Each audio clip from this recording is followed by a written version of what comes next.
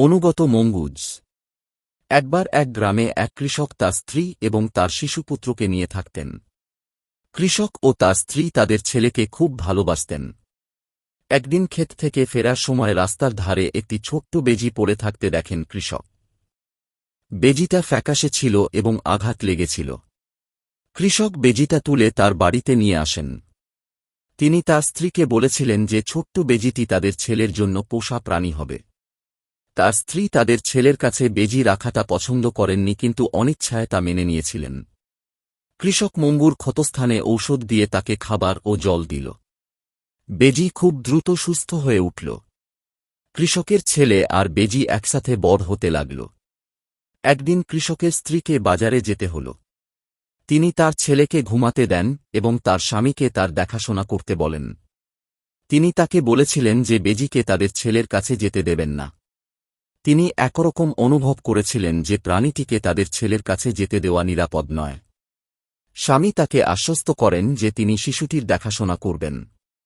তার স্ত্রী বাজারে যাওয়ার পরপরই স্থানীয় মহাজন কৃষককে ডাকেন। মহাজন তার টাকা ফেরত চেয়েছিল যা সে কৃষককে ধার দিয়েছিল কিছু সময় আগে। সেই ঋতুতে কৃষকের ভালো ফসল হয়েছিল এবং তার কাছে টাকা প্রস্তুত ছিল। শিশুটি ঘুমিয়েছিল এবং এইভাবে কৃষক শিশুটিকে তার সাথে নিতে পারেনি। তিনি শিশুটিকে তার দোলনায় রাখলেন এবং তাকে মঙ্গুজের কাছে রেখে গেলেন। তিনি বিশ্বাস করতেন যে মঙ্গুস একটি বুদ্ধিমান প্রাণী এবং তাদের ছেলের যত্ন নিতে পারে। কিছুক্ষণ পর কৃষকের স্ত্রী এক ঝুড়ি সবজি নিয়ে ফিরে এলেন। সে দেখতে পেল বেজি তার জন্য ঘরের বাইরে অপেক্ষা করছে। সে বেজির দিকে তাকাল এবং বুঝতে পারল যে কিছু ঠিক হচ্ছে না। বেজির মুখ ও পাঞ্জা রক্তে ঢেকে গেছে। সে হতবাক ছিল।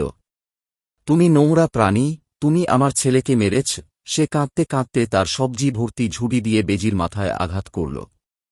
তিনি দৌড়ে ভিতরে গেলেন এবং শিশুটিকে তার দোলনায় শান্তিতে ঘুমাচ্ছে দেখে স্বস্তি পেলেন।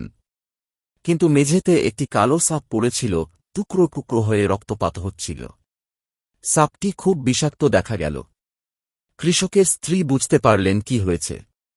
বেজি অবশ্যই সাপটিকে দেখেছিল এবং বুঝতে পেরেছিল যে এটি বাচ্চার ক্ষতি করতে পারে। বেজিটি সাপটিকে টুকরো টুকরো করে ছিঁড়ে ফেলেছিল। কিন্তু সে কি করল? সে ছুটে গেল বেজির কাছে। তার চোখে জল নিয়ে সে ভারী ঝুড়িটি তুলে নিচু হয়ে তার দিকে তাকাল। অনুগত বেজি মারা গিয়েছিল। নৈতিকতা, বিশ্বাস একটি গুরুত্বপূর্ণ। সমস্ত ঘটনা না জেনে তাড়াহুড়ো করে কাজ করলে আফসোস ও ক্ষতি হতে পারে। তাড়াহুড়ো করে কাজ করবেন না। কিছু করার আগে ঠান্ডা মাথায় ভাবুন।